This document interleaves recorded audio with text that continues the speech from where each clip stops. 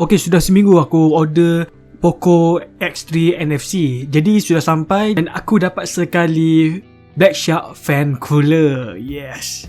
So jom kita unboxing dulu. Okay, kita angkat dulu. Okay, kotak dia agak ringkas saja dan ya, hitam dan kuning saja dia punya tema dia tu. Apa yang hampa akan dapat adalah buku manual, warranty card dan case transparent. Manakala hampa akan dapat blok pengecasan 33 watt bersama wire USB Type A ke Type C.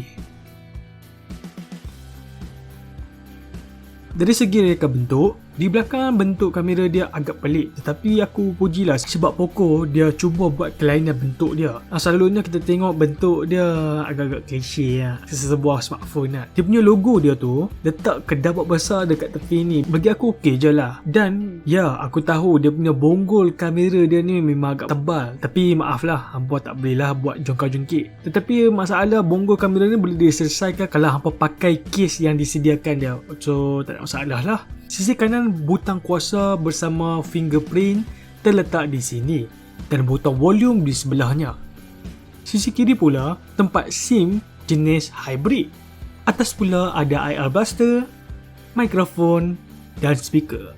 Bawah pula lubang 3.5mm dan tempat cucuk jenis Type C serta mikrofon dan speaker. So dia punya speaker dia ni memang stereo. Dari segi skrin, hampa akan dapat IPS LCD 120Hz dan 240Hz touch sensoring. Ya, aku dapat rasa 120Hz dia ni aku cubalah main-main slide sana slide sini je. Memang terasa smooth dia. Aku ada cuba juga tonton konten HDR. Memang wow, dia punya skrin dia ni lawa jugalah, tapi walaupun aku nampak macam skrin dia ni macam agak murah sikit lah. Agak lah, pendapat aku je lah. Speaker dia pula stereo. Memang aku kagum lah. Telefon RM899 bila hampa main game atau tengok movie ke, bunyi letupan ke, tembakan ke, akan rasa lah dia punya gegaran dia punya speaker dia tu. Kemudian speaker dia pun sangat lantang dan kuat. Memang puas habis lah kalau nak buat untuk main game.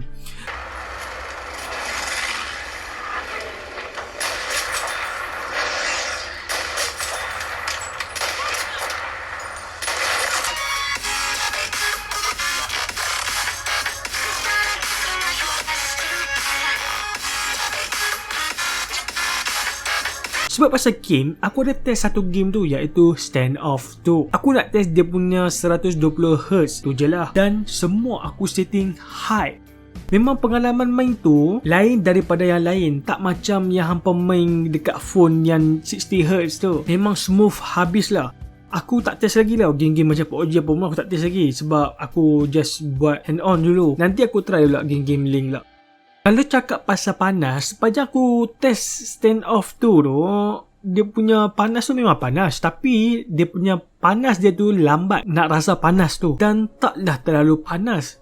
Ini sebab dia ada liquid cooling teknologi 1.0 plus. Oh ya, yang rasa gegar tu sebenarnya adalah dia ada Z-axis linear motor. So memang rasa sentuhan apa tekan butang tembok tu memang akan rasa dah bergegar-gegar dia tu kalau pematai yang pandai duduk main. Dari segi interface, ia memakai MIUI 12 Android 10. Dapat kotak terus dapat MIUI 12 dan aku boleh katakan buat masa ni lah tak ada lah sebarang bug ataupun macam hiccup ke apa ke, tak ada lah lagi. Tapi masalah dia adalah iklan dia bersepah. Faham-faham je lah. Dan awal-awal lagi aku memang dapat banyak bloatware. So alhamdulillah boleh uninstall. Dari segi kamera, gambar dihasilkan memang cantik dan aku suka warna yang dihasilkan. Memang aku nampak gambar tu nice juga.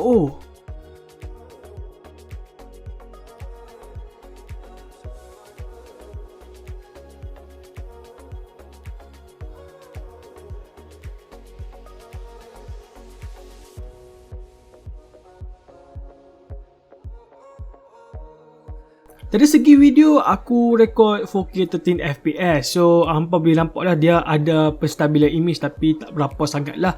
Akan tetapi kalau hampa nak smooth lagi video tu, hampa kena tekan butang kat tepi ni, iaitu untuk lebih stabil lah.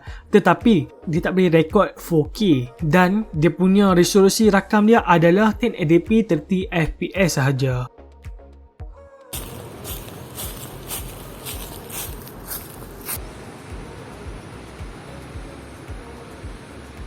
Okey, itu sajalah hand on aku. Sebenarnya tak habis lagi tau. Nanti akan ada video akan datang. Aku akan buat kamera test review, gaming test, dan akhir sekali barulah full review. Apapun, POCO X3 NFC ni adalah telefon yang gila lah aku boleh kata. Dan dia memang sapu habis semua telefon mid-range yang lain. Remi pun ngangau mulut.